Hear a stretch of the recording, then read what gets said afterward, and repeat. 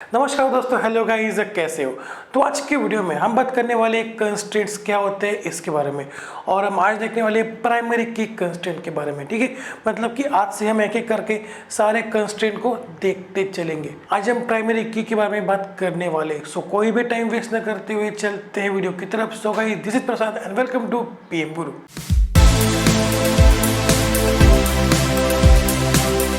So guys, हम आ चुके हैं व्हाइट बोर्ड के ऊपर। ओके, आज हम देख रहे हैं व्हाट इज कंस्ट्रेंट्स। तो कंस्ट्रेंट्स क्या है? Constraints are used to specify rules for the data in the table.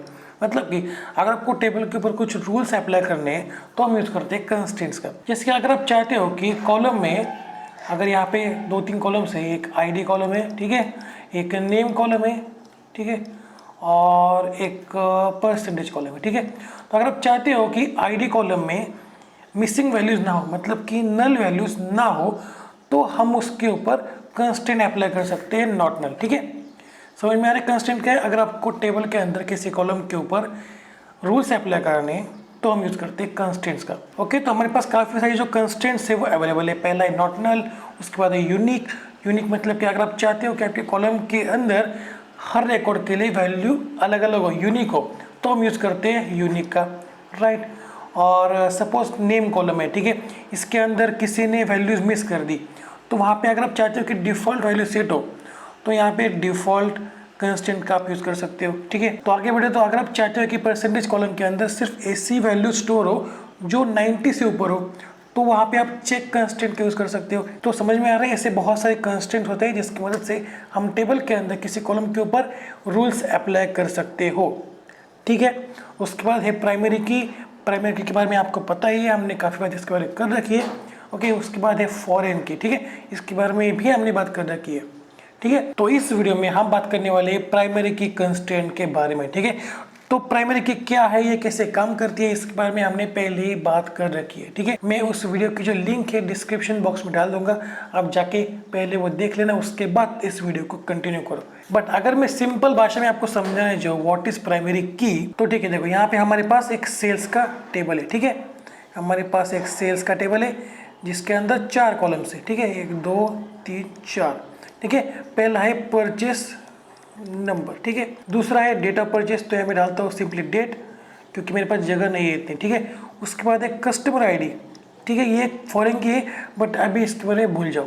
ठीक है, कस्टमर आईडी, और उसके बाद है एटम कोड, ये भी एक फॉरेन की है बट अभी इसकी आपको ज़रूरत नहीं है, तो मैं यहाँ पे फॉरेन की नहीं लगाने वाला, राइट।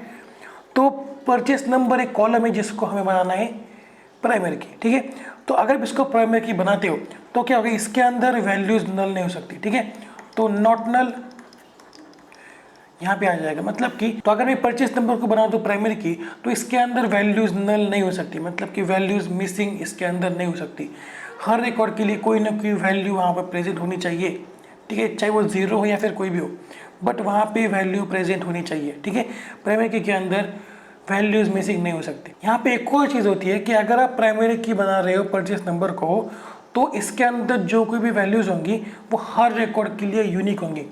ठीक है, मतलब कि ऐसा नहीं हो सकता कि 2 रिकॉर्ड्स के जो परचेस नंबर है वो एक हो, नहीं, ऐसा बिल्कुल भी नहीं होगा। ठीक है, तो यहाँ पे यूनिक कंस्ट्रेंट भी अप्लाई हो जाएगा। ठीक है, मतलब कि परचेस नंबर के अंदर जो डेटा वैल्यू है वो हर रिकॉर्ड के लिए अलग है, स्पेशल है, यूनिक है।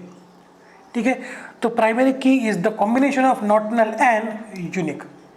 ओके, समझ में आ रहा है प्राइमरी की क्या है। तो अगर आपको प्राइमरी की के बारे में डिटेल में जानना है, ये कैसे काम करता है, तो आप मेरी वीडियो जाके देख सकते हो। तो मैं वीडियो की लिंक जो है वो डिस्क्रिप्शन बॉक्स में डाल दूंगा, आप जाके चेकआउट कर सकते हो, और उसके बाद इस वीडियो को कंटिन्यू करना। ठीक है, ओके, तो समझ में आ रहा है प्राइमरी की क्या है। अब हम चलते हैं और देखते हैं इसका एक प्रैक्टिकल एग्जाम्पल। ठीक है, हम क्या करेंगे, सेल्स टेबल को क्रिएट कर रहे होंगे हमारे माइस्क्यूएल के अंदर। तो अब हमें क्या करना है कि सेल्स टेबल को क्रिएट करना है। ठीक है, उसके लिए हमें क्या करना होगा, एक डेटाबेस क्रिएट करना होगा स्टोर का। ठीक है, तो मैं क्या करता हूँ, क्रिएट डेटाबेस, उसके बाद स्टोर। ठीक है, यानी कि स्टोर नाम का डेटाबेस जो है वो क्रिएट हो जाएगा।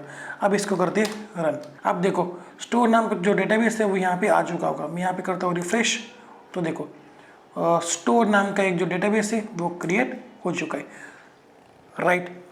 स्टोर मतलब कि शॉप, स्टोर, आप कुछ भी समझ सकते हो। ठीक है, आप यहाँ पे शॉप भी कर सकते हो, राइट। तो अब हमने क्या किया कि स्टोर नाम का डेटाबेस क्रिएट कर लिया। आप क्या करते हैं, उस डेटाबेस को एक्टिव कर लेते हैं, ठीक है। तो यूज स्टोर, ओके, और इसको भी कर लेते हैं रन, ठीक है।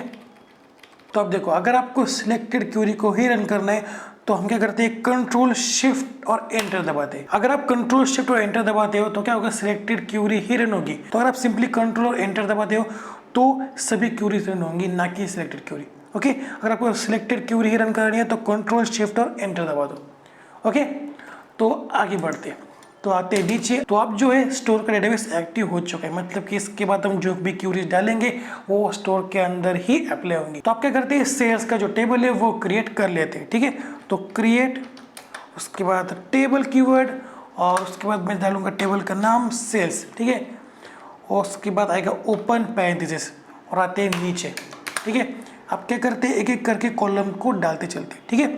तो पहले आएगा परचेस नंबर, ठीक है, ठीक है। परचेस नंबर एक कॉलम है, इसका टाइप क्या होगा, वो होगा इंटीजर, मतलब कि इसके अंदर सिर्फ इंटीजर वैल्यूज ही स्टोर हो सकेंगी। तो अब हमें क्या करना है कि परचेस नंबर को बनाना है प्राइमरी की, ठीक है। तो मैं यहाँ पे क्या करता हूँ, प्राइमरी की कंस्ट्रेंट को अप्लाई कर देता हूँ, ठीक है, प्राइमरी की, ओके। अब आएंगे नीचे, आप डालते हैं सेकंड कॉलम। सेकंड कॉलम क्या है, वो है डेट ऑफ परचेस, ठीक है। तो यहाँ पे मैं डेट ऑफ परचेस, ओके। उसके बाद इसका जो टाइप होगा वो होगा ऑब्वियसली डेट का, क्योंकि मुझे इसके अंदर डेट को स्टोर करना है, ठीक है। तो अब आगे बढ़ते हैं, ठीक है। हमारे पास दो और कॉलम से, पहला है कि कस्टमर आईडी, मतलब कि कौन से कस्टमर ने ये जो सेल है वो परचेस की है। यहाँ पे आएगा कस्टमर आईडी, ठीक है। इसके अंदर जो है वो इंटीजर टाइप की वैल्यूज स्टोर हो सकेंगी, ओके। और ये जो है ये फॉरेन की है, बट अभी तक हमने फॉरेन की के बारे में बात नहीं करी है, तो भाई इसको ऐसे ही छोड़ दो, ठीक है। अब आते हैं नीचे, तो हमारे पास एक और कॉलम है, वो है एटम कोड का, ठीक है, एटम कोड। अब एटम कोड के अंदर भी सिर्फ इंटीजर वैल्यूज स्टोर हो सकेंगी, तो इंटीजर, और ये भी एक फॉरेन की है, बट अभी तक हमने फॉरेन की के बारे में कोई भी बात नहीं करी है, तो मैं यहाँ पे फॉरेन की को स्किप कर देता हूँ। अब आते हैं नीचे और करते हैं पैरेंथेसिस को क्लोज, मतलब कि ब्रैकेट्स को मैं क्लोज कर देता हूँ, ठीक है। और अगर आप इस क्यूरी को फायर करोगे तो सेल्स का जो टेबल है वो क्रिएट हो जाएगा, ठीक है। करके देखते हैं, ठीक है। यहाँ पे आते हैं और मैं करता हूँ कंट्रोल शिफ्ट एंटर। अब देखो, अगर मैं यहाँ पे आऊँ और कर दूँ रिफ्रेश, ओके, तो स्टोर डेटाबेस के अंदर टेबल्स के अंदर आपको सेल्स नाम का एक टेबल मिल जाएगा, ठीक है। यहाँ पे देखो, purchase number, date of purchase, customer ID and item code, ऐसे 4 कॉलम्स यहाँ पे आ चुके हैं। परचेस नंबर जो है वो यहाँ पे प्राइमरी की है, ठीक है, पीके दिख रहा है आपको, ठीक है। तो ये प्राइमरी की है, उसके बाद 3 कॉलम्स हमारे पास मौजूद है, ठीक है।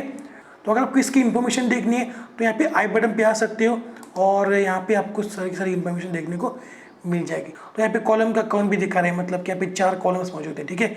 अगर आप आते हो कॉलम्स के अंदर तो यहाँ पे आपको कॉलम्स की सारी इन्फॉर्मेशन देखने को मिल जाएगी, ठीक है, ओके। तो देखो, कॉलम का नाम है परचेस नंबर, टाइप है इंटीजर, इसके अंदर नल वैल्यूज आ सकती है क्या, नहीं आ सकती।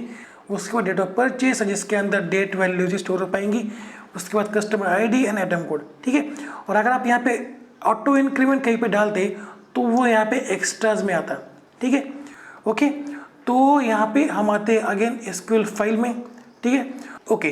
तो आपको परचेस नंबर को प्राइमरी की बनाना है तो हमें क्या करना होगा, परचेस नंबर कॉलम के बाद हमें प्राइमरी की कंस्ट्रेंट को अप्लाई करना होगा, डालना होगा, राइट।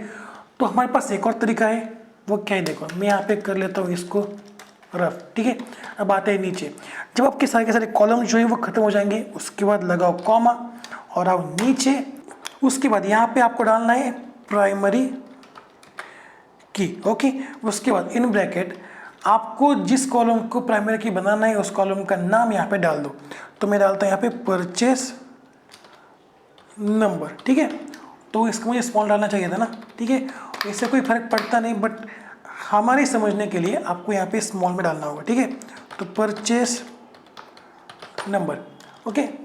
ऐसा करते ही परचेस नंबर जो है वो प्राइमरी की बन जाएगा, ठीक है। समझ में आ रहा है, हमारे पास 2 तरीके हैं अगर आपको किसी कॉलम को प्राइमरी की बनाना है, ठीक है। सिंपली उस कॉलम के डिक्लेरेशन के बाद प्राइमरी की कंस्ट्रेंट का यूज़ कर दो, या फिर आखिर में आके प्राइमरी की कंस्ट्रेंट का यूज़ करके इन ब्रैकेट उस कॉलम का नाम डाल दो, ठीक है। और अगर कुछ डाउट हो तो मुझसे कमेंट बॉक्स में पूछ सकते हो, और मैं इस एसक्यूएल फाइल और व्हाइट बोर्ड की जो कॉपी है वो डाल दूंगा गूगल ड्राइव के ऊपर, आप जाके डिस्क्रिप्शन बॉक्स से डाउनलोड कर सकते हो। So that's it for today guys. अगर वीडियो पसंद आती हो तो वीडियो को लाइक कर दो, नए हो तो चैनल को सब्सक्राइब कर लो और बेल आइकन को जरूर से प्रेस कर दो। तो मिलते अगले वीडियो में, तब तक के लिए see you, have a good day and bye bye.